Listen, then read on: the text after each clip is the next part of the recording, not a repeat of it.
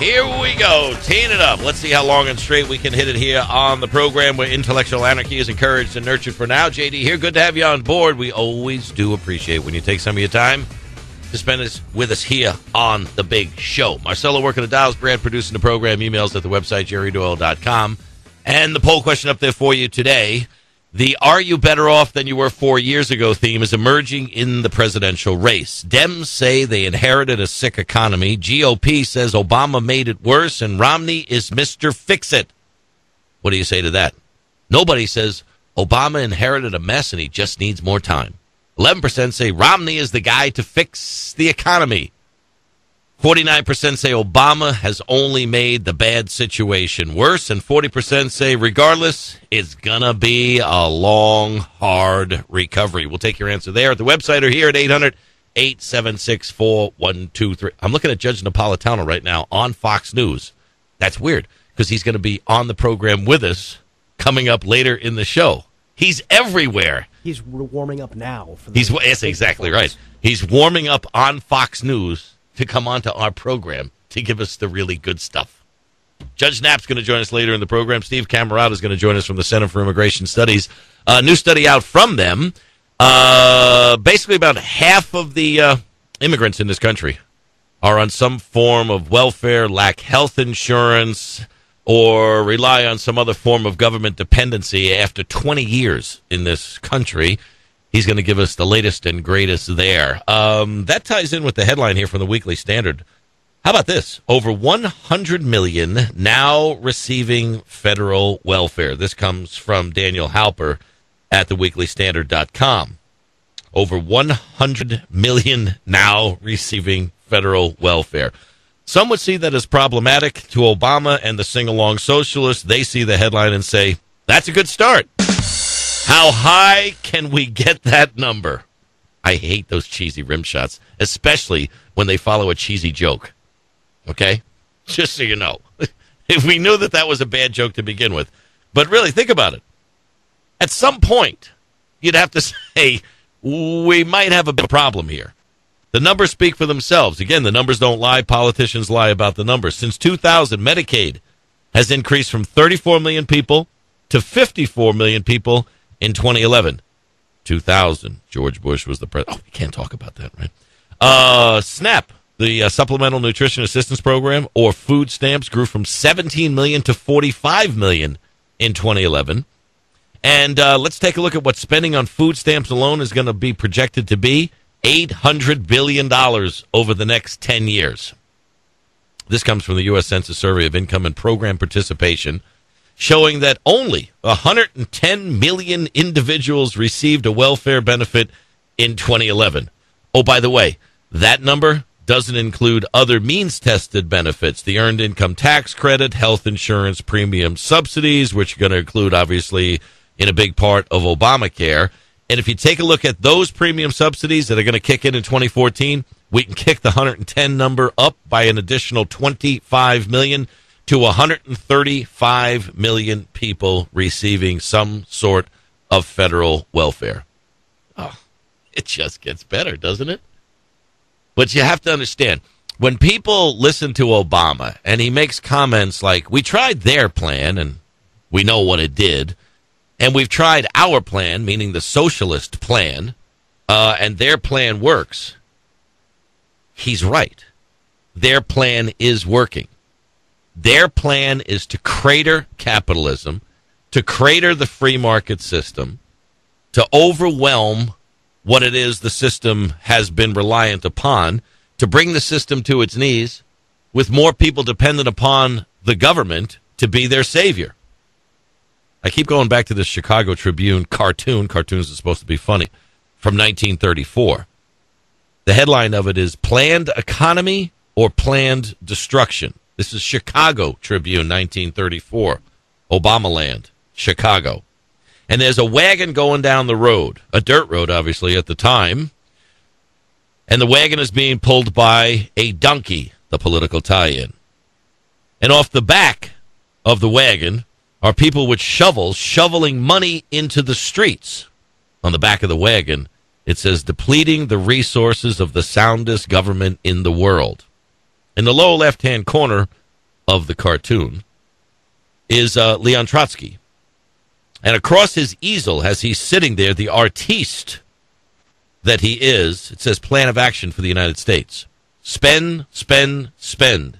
Under the guise of recovery, bust the government, blame the capitalist for the failure, junk the Constitution, and declare a dictatorship. That's 1934. This is 2012. When Obama says, we've tried our plan, and our plan is working, that's exactly what his plan is. That's exactly what the socialist plan in America is. That's exactly what we're seeing playing out, all under the guise of fairness. Attack the rich, vilify entrepreneurs, business owners, make it look like they're the problem. It's because of the rich people and everything that's been crafted for the rich people that the poor people are suffering. When in fact, I guess if you look at what the definition of poor is, you could actually say the reverse of that. That there are rich people in this country that are suffering because of the supposed poor. This is not to say that there aren't people out there that truly need our help. Mitt Romney addressed this in Elk Grove, Illinois. He was talking about work to welfare. And in clip 5, he addressed the very notion that there are people out there that truly do need the safety nets that our system provides. I very much agree that those who are seriously disabled or are unable to work need to have the help of the rest of us.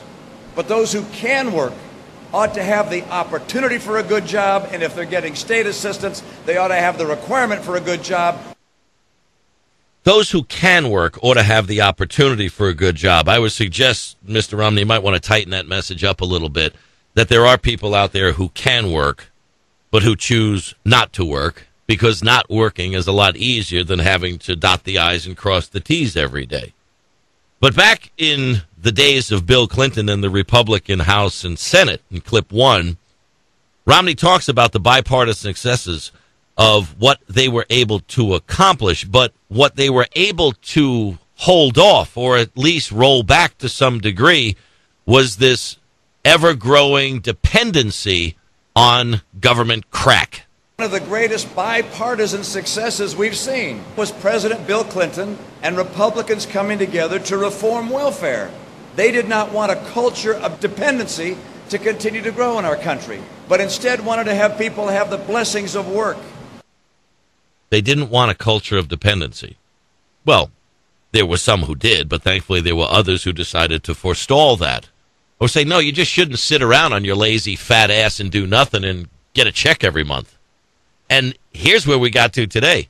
Back then, you used to have to even get off the couch or get out of the Barca-lounger. You had to get your lazy fat ass out of the chair to go to the mailbox to get the check. To get the check that you had to somehow get to the bank to deposit. Now, you don't even have to get your lazy fat ass off the couch. All you have to do is just check online in your government-supplied computer with your universal access broadband under the guise of fairness to make sure that the money was deposited into your free checking account because you're a victim. That's where we've gotten to. Maybe we should just get rid of electronic depositing of welfare benefits. Maybe that would be a way that we could address the obesity issue.